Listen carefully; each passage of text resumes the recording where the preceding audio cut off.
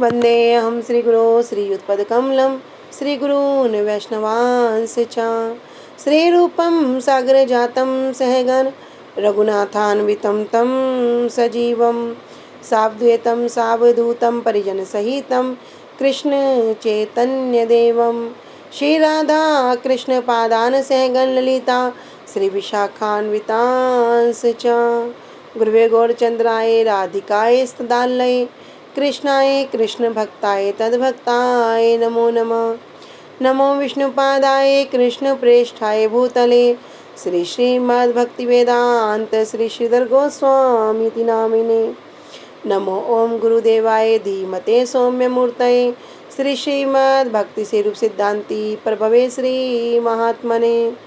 नमो विष्णुपादाय श्री राधिकाय प्रियात्मने श्री श्रीमद्भक्तिवेदांत श्री नारायण गोस्वामी नामिने। वाञ्छाकल्पतरुभ्यश्च कृपा सिन्धुभ्येव च पतितानां पावनेभ्यो वैष्णवेभ्यो नमो नमः।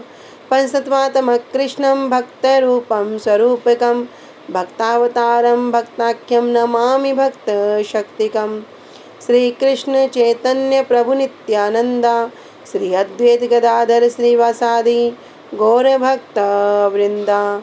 हरे कृष्णा कृष्णा कृष्णा हरे हरे, हरे राम राम राम हरे हरे।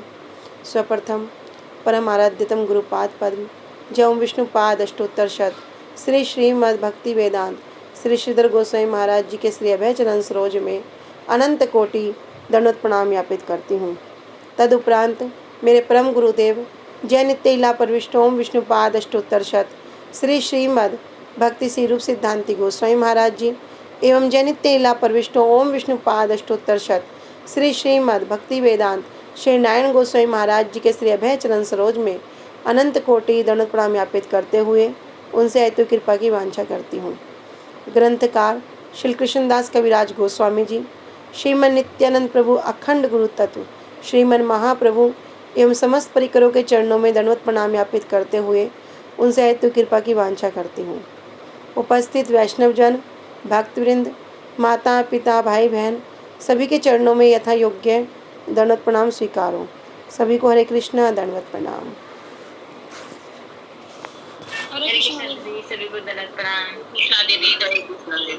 श्री गुरुदेव की अहेतु की कृपा से हम जो ग्रंथ कर रहे हैं इसका नाम है श्री श्री चैतन्य चैतामृत। श्री श्री चैतन्य चैतामृत ग्रंथ के अंतर्गत हम श्रवण कर रहे हैं मध्य लीला 22वां अध्याय, जो क्या है अभिधेय तत्व। तो श्रीमन चैतन्य महाप्रभु जी श्री सनातन गोस्वामी पाद जी के माध्यम से हम सबको शिक्षा प्रदान कर रहे हैं। किसकी? संबंध, अभिधेय और प्रयोजन। कल हमने श्रवण किया था संबंध क्या है, किसका संबंध है, किससे है?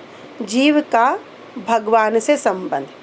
इसलिए जीवेर स्वरूप है कृष्ण नित्य दास, जीव भगवान का नित्य दास है। लेकिन यदि वो भगवान से बहिर्मुख होकर भगवान से अपने संबंध को भूलकर जब इस संसार रूपी माया रूपी संबंध को अपना मानता है तो वो क्या करता है? फिर वो पिशाची पाइले जैन मति छन है। पिशाची मतलब जो माया है उसकी बुद्धि को ग्रहण कर लेती है, हर लेती है और वो वास्तव संबंध को भूलकर सांसारिक संबंध में ही मैं और मेरा की बुद्धि करने लगता है। फिर है अभिधेय। अभिधेय क्या था भैया? अभी हमें पता लग गया कि हमारा कृष्ण से संबंध है, हम जीव हैं, हमारा संबंध किससे है? कृष्ण से है। अब कृष्ण को प्राप्त करना, कृष्ण प्रेम को प्राप्त करना कैसे होगा? अभिधेय मतलब भक्ति। ये भक्ति ही क्या करेगी? इस भक्ति को करने से ही कृष्ण भी प्राप्त होंगे और जो प्रयोजन वस्तु है कृष्ण प्रेम वो भी प्राप्त हो जाएगा। तो इसी विषय में हमने कल श्रवण किया था कि जब कह रहे कृष्ण भक्ति अभिधेय सर्वशास्त्रे काय अतएव मुनिगण करियाछे निश्चय।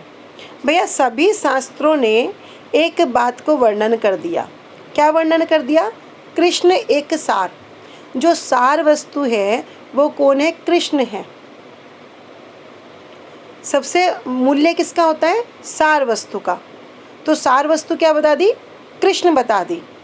मतलब क्या है कि अगर हमने कृष्ण का आश्रय छोड़ के यदि हम सोचें कि भैया हमें तो कृष्ण की आवश्यकता नहीं है, हमें उनके आश्रय में नहीं रहना, क्योंकि हम तो बहुत सुंदर संसार में रह रहे हैं। अभी सबको संसार सुंदर लगता है ना, ये मेरे मम्मी, ये मेरे पापा, ये मेरा बच्चा, ये सब सुंदर लगता है। तो वो कृष्ण को भूल जाए तो उसकी स्थिति कैसी होगी? कल हमने श्रवण किया था वृक्ष के माध्यम से। जैसे वृक्ष पे पत्ते भी हैं, फूल भी हैं, फल भी हैं, लेकिन वो कब तक हरे भरे हैं, कब तक उनकी जो क्वांटिटी है, क्वालिटी है वो अच्छी रहेगी? जब तक वो वृक्ष के साथ जुड़े रहेंगे। यदि पत्ता वृक्ष से अलग हो जाएगा तो पत्ते का अस्तित्व खत्म हो गया। ऐसे ही कोई फल है, जब तक वो वृक्ष पे लगा है तो वो खराब नहीं होगा, वो 2 दिन 3 दिन 4 खराब नहीं होगा, लेकिन वृक्ष तोड़ने के बाद क्या होगा? वो खराब हो जाएगा। अर्थात क्या होगा? उसका अस्तित्व खत्म हो गया। इसी प्रकार यदि हम भी एकमात्र कृष्ण के शरणागत रहेंगे तब क्या होगा? फिर अस्तित्व बचेगा, फिर वास्तव में अस्तित्व रहेगा। लेकिन जो कृष्ण से बहिर्मुख हो जाएगा उसका अस्तित्व भी नहीं रहता है। इसी विषय में हमने क्या श्रवण किया था कि सभी शास्त्र श्री कृष्ण भक्ति को ही अभिदय, अभिदय मतलब प्रोसेस, जो प्रयोजन वस्तु है उसको प्राप्त करने का प्रोसेस क्या है? कोई ना कोई मार्ग तो होगा ना। पीएचडी करनी है, पीएचडी करनी है किसी को, भैया प्रोसेस तो होगा, एकदम तो पीएचडी में जाके नहीं बैठने के। बच्चा स्कूल जाएगा, nursery, KG, LKG, UKG, 5th 10th 12th करते करते प्रोसेस के माध्यम से वो पीएचडी पे जाएगा। ऐसे ही ये अभिदय, ये प्रोसेस है उसको प्राप्त करने का, लक्ष्य को प्राप्त करने का। लक्ष्य क्या दिया है सबको? श्री राधा दास्यम। तो गोल भी छोटा नहीं है, बहुत ऊंचा गोल दे दिया, बहुत ऊंचा लक्ष्य दे दिया हमारे परम गुरुदेव जनित्य इला प्रविष्टो ओम विष्णुपादष्टोत्तरशत श्री श्रीमद् भक्ति वेदांत श्री नारायण गोस्वामी महाराज जी ने। तो कह रहे हैं इसलिए सभी मुनियों ने भी क्या यही निर्धारित किया है। तो वास्तव वस्तु कृष्ण, संबंध किससे है? कृष्ण से। पता चल गया, पता चलने से क्या कृष्ण को पा लिया? क्या कृष्ण प्रेम प्राप्ति हो गई? नहीं हुई ना। अभी प्रोसेस करना पड़ेगा। जब वो प्रोसेस करेंगे तो वो प्रयोजन वस्तु भी प्राप्त हो जाएगी। इसलिए हमने कल श्रवण किया था, कहाँ से पूछेंगे भैया? प्रोसेस के लिए किससे पूछना पड़ेगा ना। तो किससे पूछेंगे? माँ से, मैया से तो पूछते हैं। अगर हमें कुछ पूछना है, ये कौन है, कोई घर में गेस्ट आ जाए, बेटा ये हमारे रिश्तेदार हैं, माँ ही बताएगी ये तुम्हारे पिता हैं, ये तुम्हारे भाई हैं, ये तुम्हारी बहन है, माँ ही तो बताएगी। इसलिए माँ किसको बताया था? श्रुतिर माता। माता कौन है? श्रुतियाँ। और श्रुतियों का तात्पर्य क्या था? 4 वेद और उपनिषद। हाँ, जो वेद हैं और जो उपनिषद हैं इन्हें क्या गया? श्रुतियाँ। फिर हमने श्रवण किया था स्मृति। स्मृति कौन है? बहन है। पर ज्ञान प्रदान करती है, श्रुतियों के आधार पर ज्ञान प्रदान करती है। हाँ, जो श्रुतियाँ जो उपदेश देती हैं उन्हीं उपदेश की आगे बढ़ाती हैं। जैसे माँ का जो कार्य है, माँ क्या है? जो माँ बताएगी बेटी भी वैसा ही करेगी, तो उसी को आगे बढ़ाती हैं। फिर पुराण को क्या बताया था? भाई। तो पुराण हो गए भाई। ये भी क्या है? माता और अपनी बहन के अनुगामी है। तद अनुगा अतः सत्यम ज्ञातम मुरहर भवानेव शरणम। अर्थात क्या है? भगवान ही क्या हैं? जो मुरहर हैं, जो मूर नामक असुर को जो वध करने वाले हैं, ऐसे भगवान आप ही एकमात्र सबके शरण्यम हैं। इसलिए कहते हैं कि शरण्यम में शरण्यम गेतो मुकुंदम। भैया शरण किसकी ग्रहण करो? मुकुंद की शरण ग्रहण करो, भगवान की शरण ग्रहण करो। इसमें श्रवण किया है कि जो वेद माता जो श्रुति है उनसे प्रश्न किया गया। क्या प्रश्न किया? कि किसकी पूजा की जाए। तो वेद माता क्या कहती हैं? भैया आप ही एकमात्र आराध्य हैं। क्यों? यही ते कही लूँ संबंध तत्वेर विचार वेद शास्त्रे उपदेशे कृष्ण एक सार। जो सार वस्तु है वो कौन है? कृष्ण है। तो कृष्ण ही एकमात्र सबके आराध्य हैं, सबके प्रभु हैं। इसी तरह श्रुति और इस जो श्रुति शास्त्र हैं वे जो उप सिद्धांत जो स्मृति शास्त्र भी है, स्मृति शास्त्र कौन? जो उनकी बहन है, जो बहन के तुल्य है, वही आदेश को प्रदान करते हैं। और बाह्य तुल्य कौन है? पुराण। जो भ्रातुल्य हैं वे भी क्या करते हैं? अपनी माता के ही पद चिन्हों पर चलते हैं। तो कह रहे हैं हे मुरहर, हे मुर असुर के शत्रु, क्या निष्कर्ष है? क्या निष्कर्ष यह है कि आप ही सबके एकमात्र आश्रय हैं। और मैंने इसे कैसे जान लिया है? मैंने इसको सत्यम तत्व है समझ लिया है, जान लिया है। तो कल हमने इसको यहाँ तक श्रवण किया था। अद्य ज्ञान तत्व कृष्ण स्वयं भगवान, स्वरूप शक्ति रूपे तार है अवस्थान। अद्य ज्ञान तत्व कृष्ण, कृष्ण क्या है? अद्य ज्ञान तत्व है। तत्व मतलब सिद्धांत। और कृष्ण स्वयं भगवान, कृष्ण क्या है? स्वयं भगवान है। हम श्रीमद् भागवतम में भी श्रवण करते हैं एते चांस कला पुंसाम कृष्णस्तु भगवान स्वयं। यदि कोई बोले कि तुमने जो बोल दिया प्रमाण क्या है? भैया प्रमाण है। श्री सुखदेव गोस्वामी जी श्रीमद् भागवतम में कह रहे हैं एते चांस कला पुंसाम कृष्णस्तु भगवान स्वयं इंद्रारि व्याकुलम लोकम मृदयन्ति युगे युगे। और भी काफ़ी प्रमाण है जो आप सब जानते हैं। कह रहे हैं आगे कि स्वरूप शक्ति रूप तार है अवस्थान। और भगवान की जो स्वरूप मतलब स्वरूप, अपना रूप, जो अपने रूप को विस्तार किया, कह रहे वही शक्ति के रूप में तार है अवस्थान, उनकी उपस्थिति है। तो कृष्ण क्या है? अद्वैत परम सत्य हैं, पूर्ण पुरुषोत्तम भगवान हैं। और यद्यपि क्या है? वे एक हैं, फिर भी अपनी लीलाओं के लिए उनके विभिन्न स्वांश और शक्तियाँ हैं। तो अद्वैत ज्ञान जो तत्व है इसका तात्पर्य क्या हुआ? कह रहे अद्वैत ज्ञान। भैया कृष्ण ही कौन है? एकमात्र संबंध तत्व है। जिस प्रकार हमने श्रवण किया था कि यदि पेड़ है, वृक्ष है, वृक्ष की जड़ से लेकर फल तक क्या है? सब एक हैं, अलग नहीं है। वो सब एक ही हैं, एक ही वृक्ष के हैं। तो क्या है? एक ही हैं। और सबका आश्रय क्या है? सबका आश्रय है वृक्ष की जड़। सबका आश्रय हो गया जड़। तो जो अद्वैत अर्थात जो दो नहीं है वो एक ही है। तो जो अद्वैत ज्ञान है इसमें 3 प्रकार के भेद के विषय में हम श्रवण करते हैं।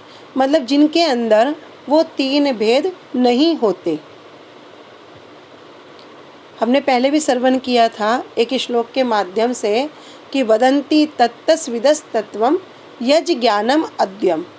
इसमें भी कह रहे हैं अद्वैत ज्ञानम यज ज्ञानम अद्वयम, इसमें भी कह दिया। कह रहे ब्रह्म एति परमात्मिति भगवान इति शब्दते। कह रहे वदंती कहते हैं, क्या कह रहे हैं?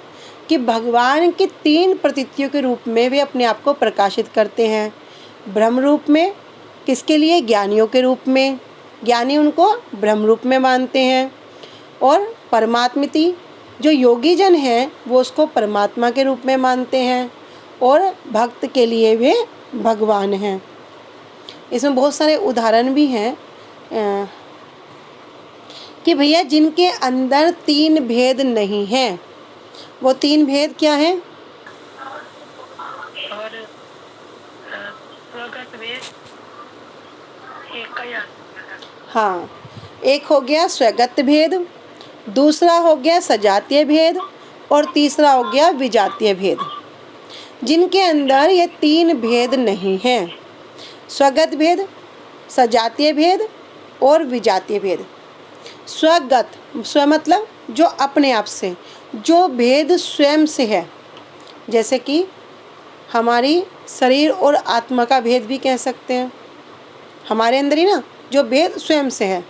दूसरा है सजातीय भेद, सजातीय जाति, एक ही जाति में भेद होना।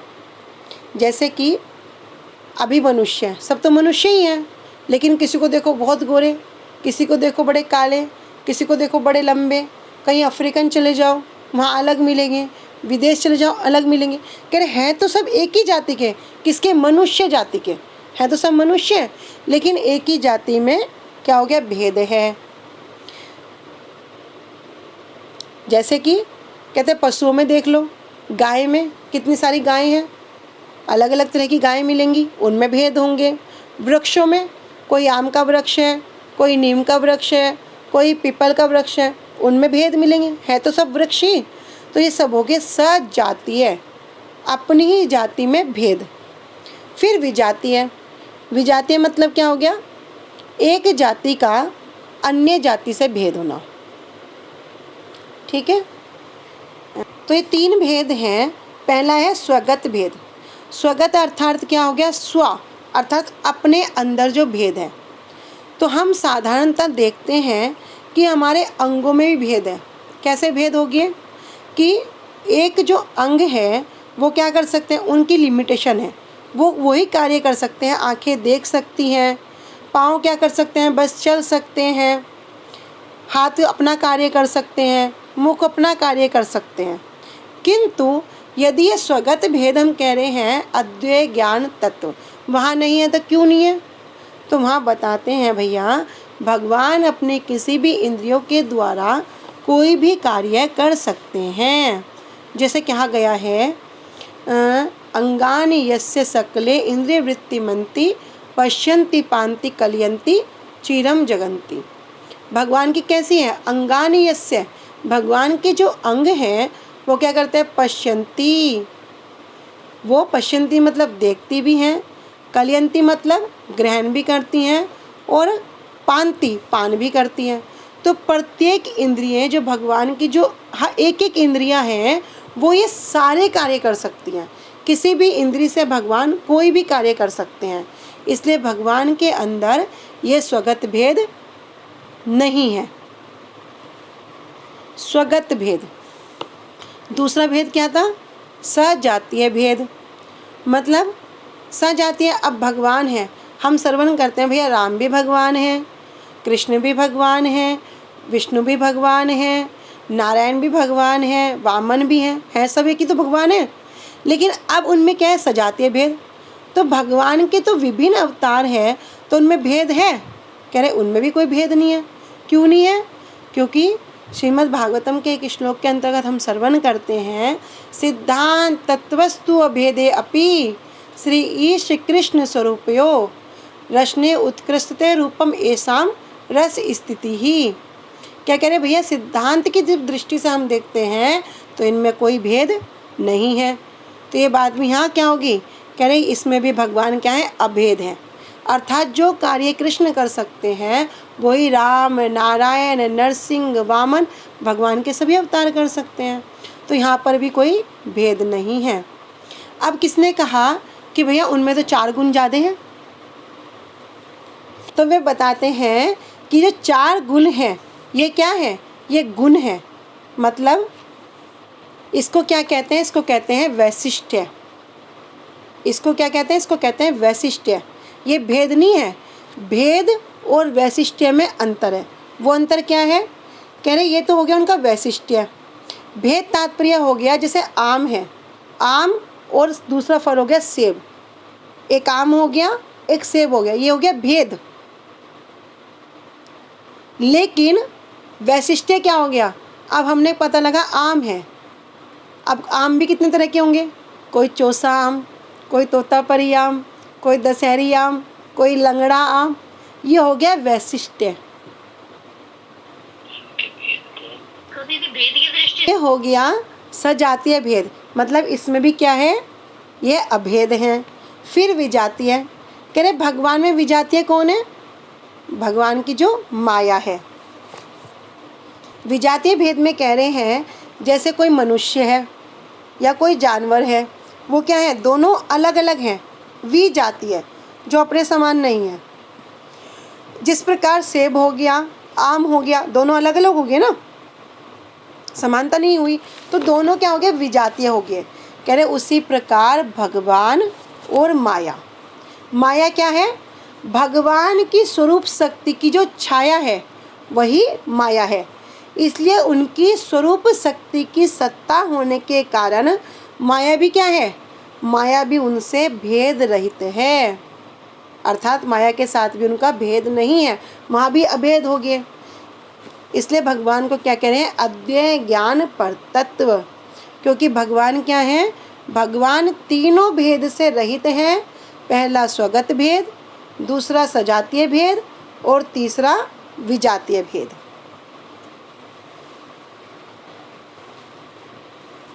अद्वैय ज्ञान के लिए गीता में भी वर्णन करते हैं। दीदी इसका क्या ठीक है, तो यहाँ पर कह रहे हैं कि अद्वैय ज्ञान तत्व श्री कृष्ण ही स्वयं भगवान है। अद्वैय अर्थात श्री कृष्ण और उनकी शक्ति में भेद नहीं होने के कारण, अद्वैय जो दो नहीं है, अर्थात भगवान और भगवान की शक्ति अलग नहीं है, तो भेद नहीं होने के कारण श्री कृष्ण अपने से अभिन्न स्वरूप शक्ति के रूप में ही अवस्थान करते हैं। अनुभाष्य में श्रील भक्ति सिद्धांत सरस्वती ठाकुर पाद जी वर्णन कर रहे हैं, श्री कृष्ण कौन है, अद्वैय ज्ञान तत्व है। अद्वैय ज्ञान हमने 3 बात समझ ली, जिनके अंदर ये 3 भेद नहीं है। शक्ति और शक्तिमान अभेद तत्व हैं, अर्थात शक्ति और शक्तिमान दोनों ही क्या है, एक है, अलग नहीं है। शक्ति शक्तिमतेर तोरम ऐक्यम युग पदत वर्तते, तो ये शक्ति और शक्तिमान क्या है, इनमें भेद नहीं है। शक्ति शब्द से भूलकर भी किसी को जीव के स्वरूप का आवर्त करने वाली माया शक्ति को नहीं समझना चाहिए, क्यों, भगवान और भगवान की स्वरूप अपनी शक्ति, मतलब कौन, योग माया।